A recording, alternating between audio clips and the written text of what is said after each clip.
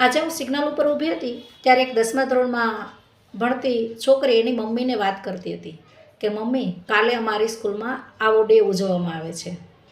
એટલે મમ્મીને ખબર ના પડી. એટલે મમ્મીએ પૂછ્યું કે એટલે શું?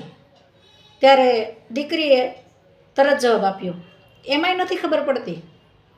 એટલે મમ્મીએ તરત કીધું કે અમારા સમયમાં આવા ડે ઉજવવામાં નહોતા આવડતા અને એટલે મને ખબર નથી પડતી. એટલે શું, તું સમજાવ ને. આ વાત હું પણ ઊભી ઊભી સાંભળતી હતી. એટલે મેં પણ હામાં હા ભણી અને કીધું કે ખરેખર અમારા સમયમાં આવા ડે નહોતા અને એટલે કદાચ અમને ખબર નથી પડતી.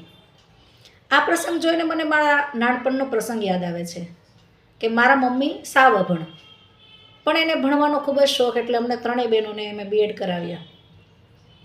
જ્યારે જ્યારે પણ કોઈ સમય મળે અથવા તો અમે સાથે હોઈએ ત્યારે, ખાસ કરીને જ્યારે ખેતરે જઈએ અને કામ કરતાં કરતાં સાથે હોઈએ ત્યારે મારા મમ્મી મારી પાસેથી શ્લોક શીખે. અને શ્લોકમાં કોઈ અઘરા શબ્દો આવે એટલે એનાથી ઉચ્ચારણ ન થાય અને મારો એવો આગ્રહ હંમેશા રહેતો કે સ્પષ્ટ ઉચ્ચારણ કરે. ત્યારે મમ્મી ક્યારેક ખીજાય, ક્યારેક રડે, પણ એને શ્લોક શીખવીને જ રહું.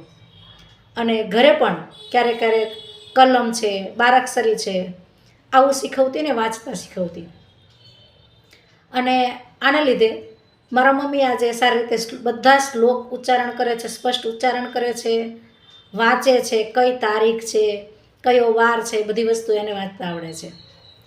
તો મિત્રો, આ પ્રસંગથી આપણે શીખી શકીએ કે માત્ર ને માત્ર માતા પિતાની જ એવી ફરજ નથી કે એના બાળકોને શીખવે. ક્યારેક માતા પિતાને ખબર ન પડતી હોય તો બાળકો પણ શીખવી શકે. અને માતા પિતાને ખબર નથી પડતી એમાં શરમાવાની જરાય જરૂર નથી. એને નથી ખબર પડતી તો તમે શીખવો. અને જો તમે શીખવેલું હશે ને, અથવા તો તમારા સમયનું બધી જ વસ્તુ એને ખબર હશે ને, તો તમને ક્યારેય એવું નહીં લાગે કે મારા મમ્મી પપ્પા મને સમજી નથી શકતા. તમને મારી વાત ગમી હોય તો કમેન્ટ કરીને જરૂર જણાવજો.